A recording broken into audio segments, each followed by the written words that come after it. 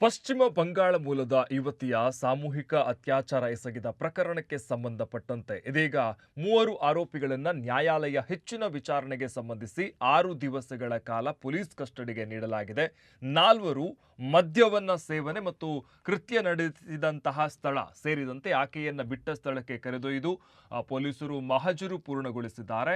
ಇವತ್ತು ಅಂದ್ರೆ ಪ್ರಮುಖವಾಗಿ ನಾವಿಲ್ಲಿ ಗಮನಿಸಬೇಕಾಗತ್ತೆ, ಈ ಒಂದು ಆರೋಪಿಗಳ ಬಗ್ಗೆ ಒಂದಷ್ಟು ಅತ್ಯಾಚಾರ ಮಾಡಿದ್ರು ಅನ್ನುವಂಥ ವಿಚಾರವಾಗಿ ಮಾಹಿತಿ ಇತ್ತು. ಈಗ ಆರೋಪಿಗಳು ಈಗಾಗಲೇ ಈ ವಿಚಾರವನ್ನು ಒಪ್ಪಿಕೊಂಡಿದ್ದಾರೆ ಮತ್ತು ಆ ಸ್ಥಳಗಳಲ್ಲಿ ಮಹಜರು ಕೂಡ ಆಗಿದೆ.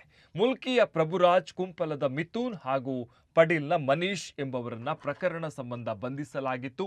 ಏಪ್ರಿಲ್ 16ರಂದು ನಾವು ಗಮನಿಸಬೇಕಾಗತ್ತೆ, ಈ ಘಟನೆ ನಡೆದಂತಹ ದಿವಸ ಏಪ್ರಿಲ್ 16ರಂದು ರಿಕ್ಷಾ ಚಾಲಕ ಪ್ರಭುರಾಜ್ ರಾಷ್ಟ್ರೀಯ ಹೆದ್ದಾರಿ 66ರ ಗೋರಿಗುಡ್ಡ ಸಮೀಪ ರಿಕ್ಷಕ್ಕೆ ಈ ಪ್ರಭುರಾಜ್ ರಿಕ್ಷಾವನ್ನು ಚಲಾಯಿಸ್ತಾ ಇರುವಂತಹ ಸಂದರ್ಭದಲ್ಲಿ ರಿಕ್ಷಕ್ಕೆ ಕೈ ತೋರಿಸಿ ಪ್ರಭುರಾಜ್ ರಿಕ್ಷಾವನ್ನ ಈ ಯುವತಿ ಏರ್ತಾಳೆ.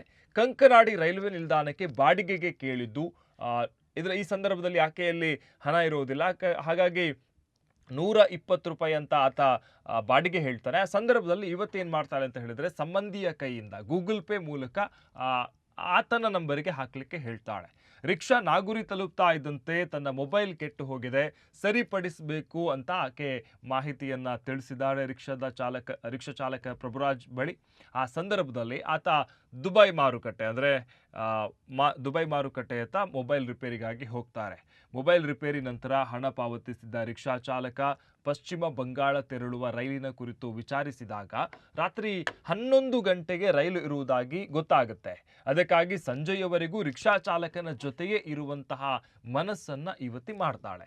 ಜೊತೆಗೆ ರಿಕ್ಷಾ ಚಾಲಕ ಅತ್ತಾವರ ಸ್ಮಶಾನದ ಬಳಿಗೆ ಕರೆದೊಯ್ತಾನೆ. ಅಲ್ಲಿ ಸ್ನೇಹಿತರ ಜೊತೆಗೂಡಿ ಪಾರ್ಟಿ ನಡೆಸುವ ಅಂತ ಯುವತಿಯಲ್ಲಿ ರಿಕ್ಷಾ ಚಾಲಕ ತಿಳಿಸಿದ್ದ. ಅದರಂತೆ ಈತನ ಸ್ನೇಹಿತ ಕುಂಪಲದ ಮಿಥುನ್ ಅತ್ತಾವರ ರಿಕ್ಷಾ ಬಳಿ ಬಂದಿದ್ದು, ಇನ್ನೋರ್ವ ಸ್ನೇಹಿತ ಮನೀಶ್ ಎಂಬಾತನಲ್ಲಿ 3 ಬಿಯರ್ ತರುವಂತೆ ತಿಳಿಸ್ತಾರೆ. ಅದರಂತೆ ಮನೀಶ್ ಅತ್ತಾವರ ಸಮೀಪ ನಿಲ್ಲಿಸಲಾಗಿದ್ದಂತಹ ರಿಕ್ಷಾ ಬಳಿ 3 ಬಿಯರ್ ತಂದು ಕೊಟ್ಟಿದ್ದ. ಅದರಲ್ಲಿ 2 ಬಿಯರ್ 3 ಸ್ನೇಹಿತರು ಕುಡಿದಿದ್ರೆ 1 ಬಿಯರನ್ನ ಯುವತಿ ಕುಡಿದಿದ್ಲು. ಅದು ಸಾಕಾಗ್ಲಿಲ್ಲ ಅಂತ ಮತ್ತೆ ಮನೀಶ್ ಬಳಿ ವಾಪಸ್ ಬಿಯರ್ ತರುವಂತೆ ಕೇಳಿಕೊಂಡಿದ್ದು, ಮತ್ತೆ 2 ಬಿಯರ್ ತಂದ ಮನೀಶ್ ಸ್ಥಳದಿಂದ ತೆರಳಿದ್ದ. ಆದರೆ ಪ್ರಭುರಾಜ್ ಮತ್ತು ಮಿಥುನ್ ಯುವತಿಯ ಜೊತೆಗೆ ತೊಕ್ಕೊಟ್ಟು ಸಮೀಪದ ಕಾಪಿಕಾಡು ಬಳಿ ಬಂದು ಬಾರ್ನಿಂದ ವಾಪಸ್ ಬಿಯರ್ ಪಡೆದುಕೊಂಡು ಸಂಪೂರ್ಣ ನಶೆಯ ಪಾಲಾದ ಯುವತಿಯನ್ನ ಮಿಥುನ್ ರಿಕ್ಷಾದಲ್ಲಿಯೇ ಅತ್ಯಾಚಾರ ಮಾಡಿದ್ದ ಅನ್ನುವಂಥದ್ದು ಗೊತ್ತಾಗಿದೆ. ಆ ಬಳಿಕ ಈ ಮಿಥುನ್ ಅನ್ನುವಂತಹ ಆರೋಪಿ ಏನಿದ್ದಾನೆ, ಈತ ತನ್ನ ಸೈಲೋ ಕಾರು ತಂದು ಮಿಥುನ್ ಕಾರೊಳಗಡೆ ಪೂರ್ತಿ ನಶೆಯಲ್ಲಿದ್ದ ಯುವತಿಯನ್ನ ರಾತ್ರಿ 11ರ ರೈಲು ಹತ್ತಿಸುವಂತಹ ವಿಶ್ವಾಸವನ್ನ ನೀಡ್ತಾನೆ. ಉಳ್ಳಾಲದ ಸುತ್ತ ರಸ್ತೆಗಳಲ್ಲಿ ಕಾರಿನಲ್ಲಿ ಸುತ್ತಾಡಿಸ್ತಾರೆ. ಈ ವೇಳೆ ಕಾರಿನಲ್ಲಿ ಪ್ರಭುರಾಜ್ ಅತ್ಯಾಚಾರವನ್ನ ಎಸಗ್ತಾನೆ.